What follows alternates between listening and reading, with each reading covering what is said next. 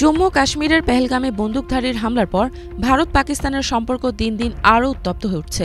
দুই দেশই ধারাবাহিকভাবে একে অপরের বিরুদ্ধে কঠোর অবস্থান নিচ্ছে। এবার পাকিস্তানের জাহাজগুলোকে ভারতে প্রবেশে নিষেধাজ্ঞা দিয়েছে ভারত, তবে পাল্টা প্রতিক্রিয়া দেখিয়েছে পাকিস্তানও। এখন থেকে ভারতের কোনো জাহাজ পাকিস্তানের কোনো বন্দরে ভিড়তে পারবে না বলে ঘোষণা দিয়েছে পাকিস্তান।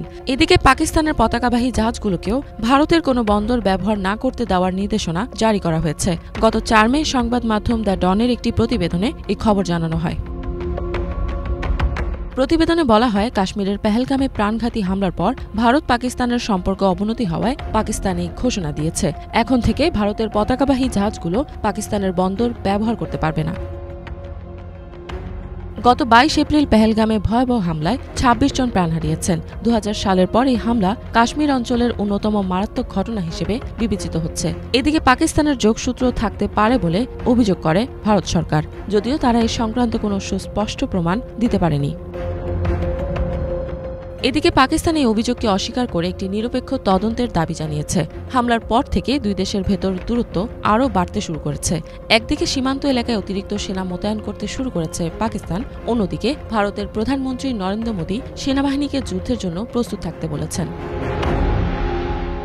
গত ৩০ এপ্রিল গোয়েন্দা সূত্রে পাওয়া তথ্য অনুযায়ী আগামী ২৪ থেকে ৩৬ ঘণ্টার ভেতর ভারত হামলা চালাতে পারে বলে দাবি করে পাকিস্তান। ৩ মে সকালে ভারত জানায়, পাকিস্তানের পতাকাবাহী কোনো জাহাজই ভারতের বন্দরে প্রবেশ করতে পারবে না। একইভাবে ভারতের পতাকাবাহী জাহাজেও নিষেধাজ্ঞা দেয় পাকিস্তান। ভারত এক বিবৃতিতে জানায়, জনসাধারণের স্বার্থে এই সিদ্ধান্ত নেওয়া হয়েছে। কিছু সময় পর পাকিস্তান থেকেও এমনই এক নির্দেশনা জারি করা হয়। পাকিস্তান জানায়, সাম্প্রতিক সমুদ্র পরিস্থিতি বিবেচনা করে পাকিস্তানের সমুদ্র সীমা, অর্থনৈতিক স্বার্থ ও জনসাধারণের স্বার্থে ভারতীয় পতাকাবাহী জাহাজের প্রবেশ নিষেধাজ্ঞা করা হয়েছে। তবে বিশেষ কিছু পরিস্থিতিতে অনুমতির বিষয়টি আলাদাভাবে মূল্যায়ন করা হবে। পেহেলগামের ভয়াবহ হামলার পর ভারতের সঙ্গে পাকিস্তানের কূটনৈতিক সম্পর্ক একেবারে তলানিতে গিয়ে থাকে। একদিকে ভারত সিন্ধু পানি বণ্টন চুক্তি স্থগিত করে দেয়, পাল্টা জবাবে পাকিস্তান ঐতিহাসিক সিমলা চুক্তি স্থগিত করা সহ ভারতীয় বিমানের জন্য নিজেদের আকাশসীমা বন্ধ করে দেয়।